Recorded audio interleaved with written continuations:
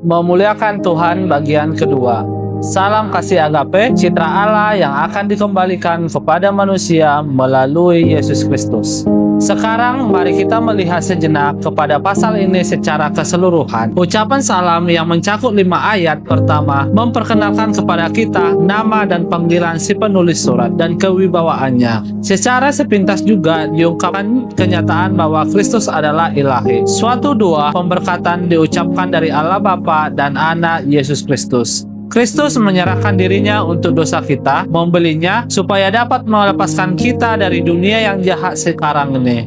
Dosa kitalah yang membentuk dunia yang jahat sekarang ini. Dosa kita adalah milik Kristus, bukan milik kita. Sehingga dengan kuasa kematian dan kebangkitannya, di mana Ia menyerahkan dirinya sendiri karena dosa kita dapat dihindarkan dari dosa-dosa itu. Adalah kehendak Allah untuk menyelamatkan kita, sehingga tidak ada lagi keraguan-raguan tentang penerimaan kita. Allah lah yang memiliki kemuliaan, oleh sebab itu kerajaan dan kuasa adalah miliknya.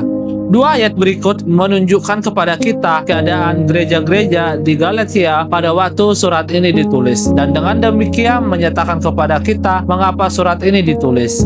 Mereka sedang berpisah dari Allah karena disesatkan oleh beberapa orang yang menyelewengkan Injil Kristus, memberitakan Injil yang palsu, gantinya Injil satu-satunya yang merupakan kuasa Allah untuk keselamatan bagi setiap orang percaya.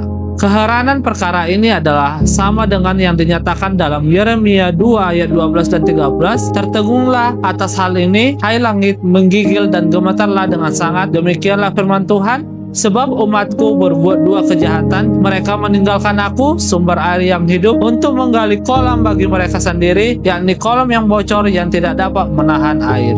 Kemudian dalam 2 ayat berikutnya, kita menemukan kutuk yang dinyatakan kepada setiap orang, bahkan kepada rasul itu sendiri atau malaikat dari dosa, dari surga yang berani mengajarkan sesuatu Injil lain daripada yang ia beritakan. Hal itu menunjukkan gawatnya perkara yang sedang dihadapi. Saudara-saudara di Galatia ditempatkan di bawah kutuk orang oleh para penginjil yang terkutuk yang memberitakan Injil palsu.